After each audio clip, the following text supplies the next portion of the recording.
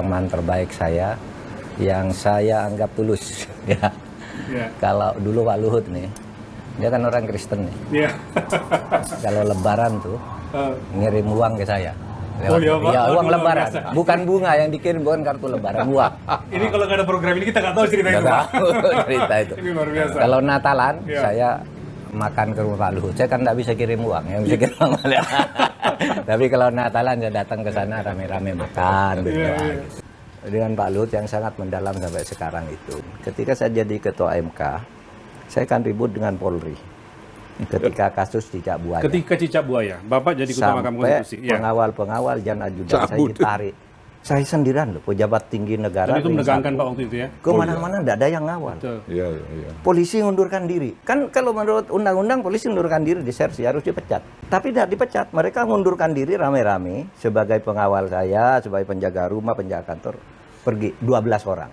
Aduh, saya bilang. 12 itu semua pengawalnya berarti ya? Pengawalnya cuma 3 ya. Tapi perangkatnya yang lain? Yang perangkat, yang jaga pintu, jaga apa gitu. Semua serentak mengundurkan diri ketika saya nyatakan Bibit Chandra Hamzah dan Bibit tidak salah. Tidak salah. Pernah saya ulang tahun, itu Pak Mahfud tuh ngasih saya hadiah, saya kata hadiah, menulis di koran apa itu? Di koran. Di media koran massa. Koran Sindo. Kiai Luhut. Tulisnya Kiai Luhut dan Romo Muslim. Saya bercerita gini, Pak Luhut itu kolom Bapak di Sindo? Iya, Pak Luhut itu seandainya dia orang Madura pasti jadi kiai. Sikapnya baik sekali kok, seperti kiai, santun.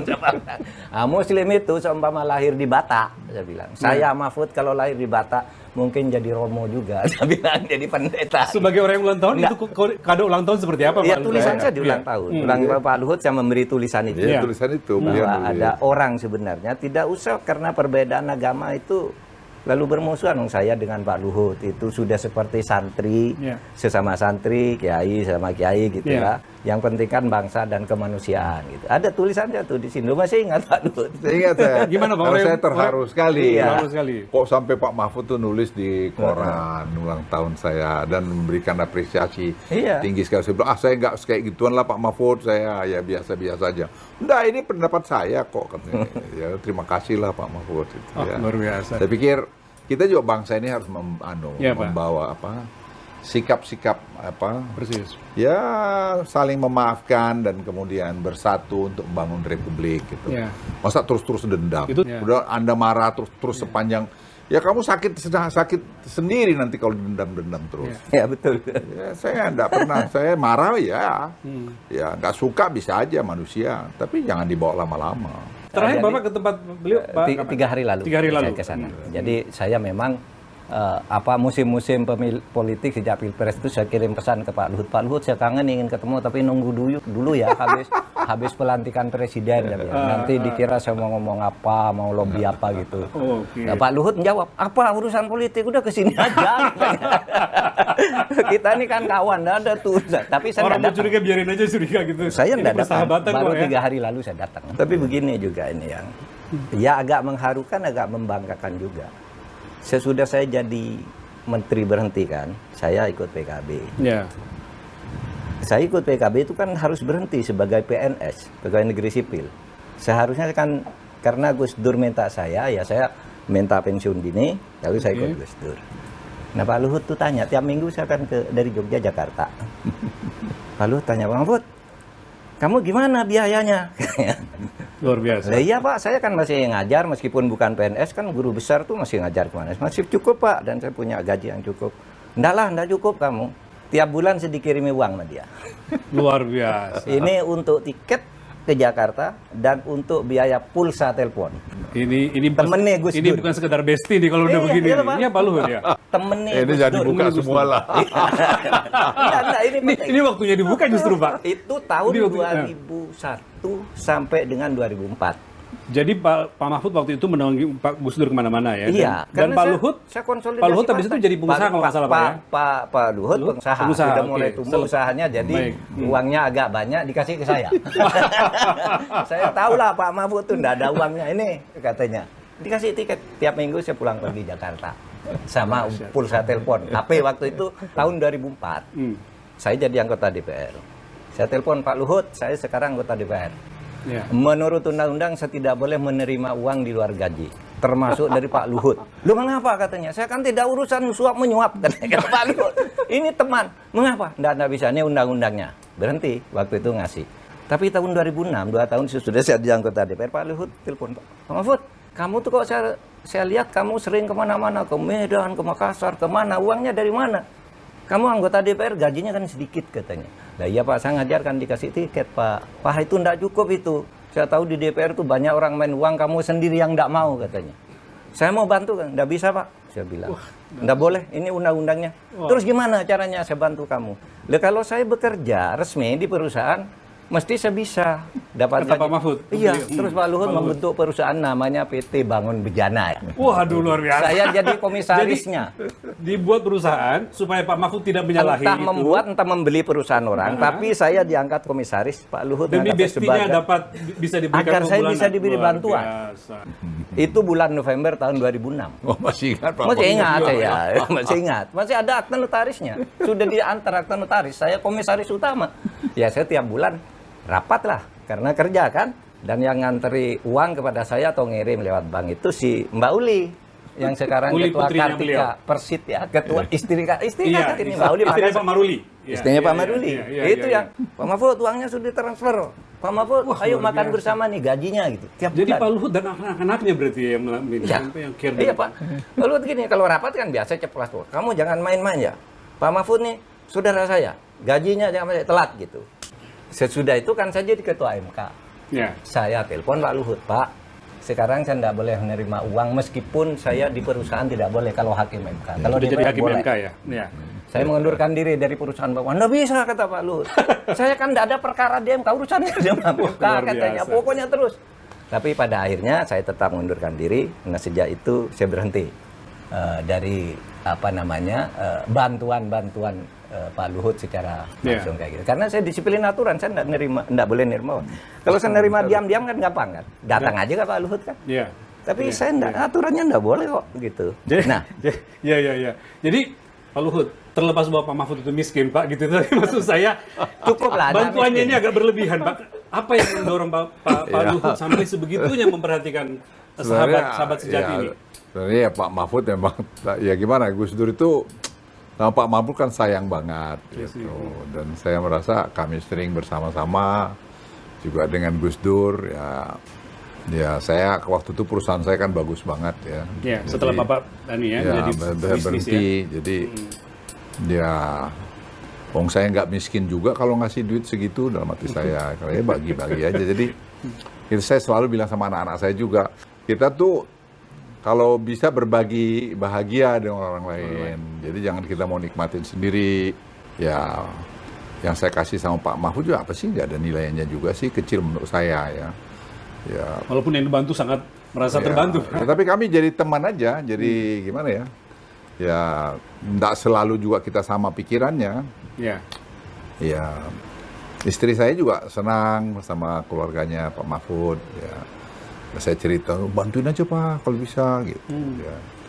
Ya, terus saya punya prinsip sih, bantu orang kenapa sih kalau kita juga nggak rugi. Ya. Dan kalau bisa, dan kalau kita mampu. Karena saya selalu bilang sama teman-teman saya, doa terbaik itu buat baik. Ya. Ya nggak usah kita berdoa banyak-banyak ke gereja begini, tapi kelakuan kita nggak benar, nggak bantu orang buat apa? Jadi saya selalu, itu prinsip buat saya. Jadi saya bilang kalau saya bisa, apalagi saya dikasih, ini kan rezeki dikasih ini semua kan bukan maunya kita. Maunya Tuhan itu, maunya alam ini kan. Lah saya malah bantu Pak Mahfud, bantu teman-teman itu malah tambah banyak uang saya. Oh, jadi saya nggak merasa ada. Jadi berkah itu istilahnya Pak ya. Ya, jadi saya pikir apa poinnya, saya nggak pernah merasa, dan saya udah ingat-ingat itu. Saya nggak pernah ingat juga saya bantu-bantu Pak Mahfud. Ada kalau Pak Mahfud itu cerita, ya Pak Luhut saya ini kantor mau sewa gini-gini gitu. Ya. Jadi sewakan kantor di yang sini. Kantor kita ini. Terus saya bilang, tahu saya Pak. Ya, kantor bagus itu. Bagus itu dari. Terus waktu itu saya tanya berapa, beres Pak Mahfud, tenang aja, nanti kita sewain lah, gampang gitu. Tapi saya nggak pernah ada sama Pak Mahfud, ya nggak pernah. Ya kita berteman aja sama, dan itu saya kira saya bukan dengan Pak Mahfud aja, ada teman-teman lain yang saya bisa yang bantu. juga, ya. Ya kadang-kadang banyak kan yang kita tuh kadang-kadang nggak bersyukur ya. bahwa kita tuh dikasih sehat, dikasih rezeki banyak, mau sharing gitu sama orang lain.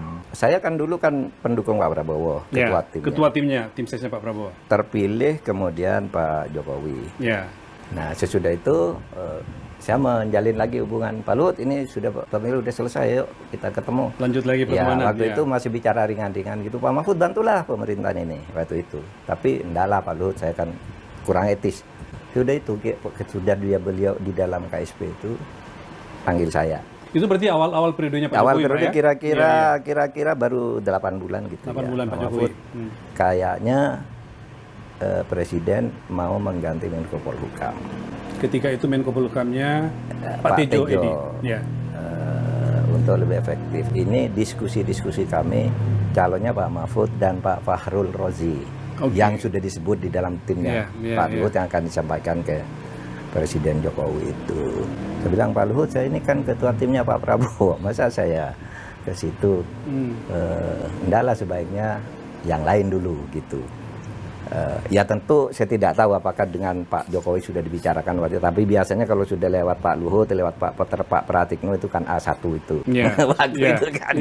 Saya bilang, barang jadi sudah itu ya, tinggal menunggu kesediaan Pak Mahfud aja. Saya enggak lah, saya terus. Habis itu Pak Luhut, berapa saat kamu enggak mau jabatan itu, Pak Luhut? Waktu itu ya, yang kemudian jadi Menko-nya Pak Luhut, dari KSP pindah ke sana. Kamu enggak mau jabatan itu, kamu jadi komisaris ya, katanya.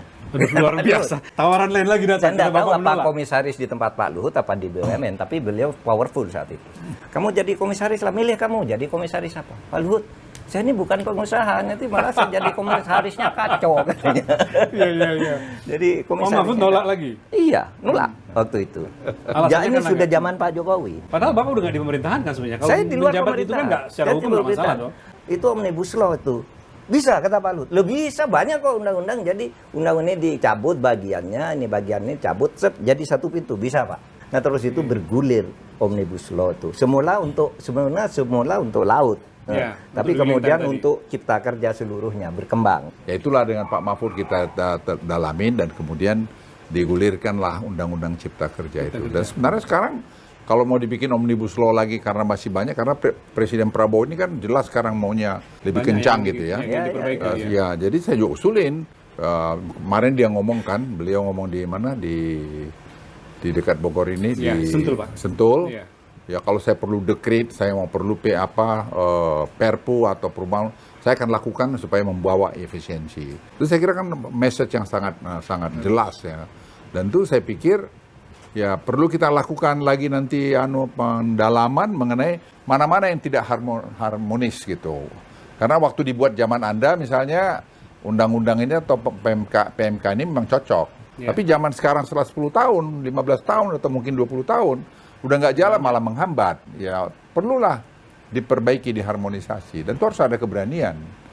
Sepanjang tidak ada konflik of interest. Makanya saya selalu bilang jangan ada orang yang toksit itu. Maksud saya itu, jadi makanya saya dorong tadi e-katalog. E-katalog ini kan membawa perubahan yang orang nggak banyak sadar loh.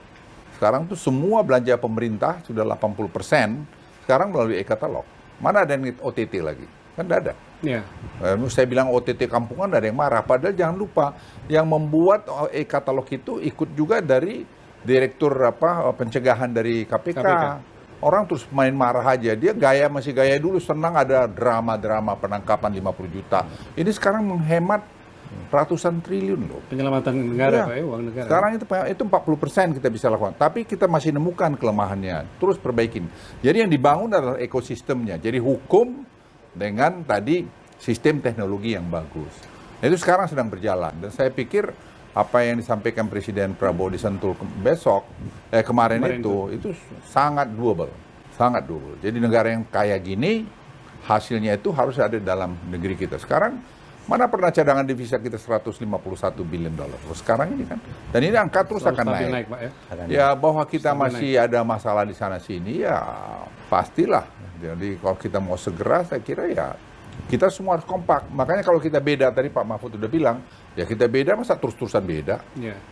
Masa kita kalau kemarin berseberangan, terus-terusan berseberangan, Presiden Prabowo kan gitu juga, semua kan dirangkul, ditemenin. Tapi jangan dendam.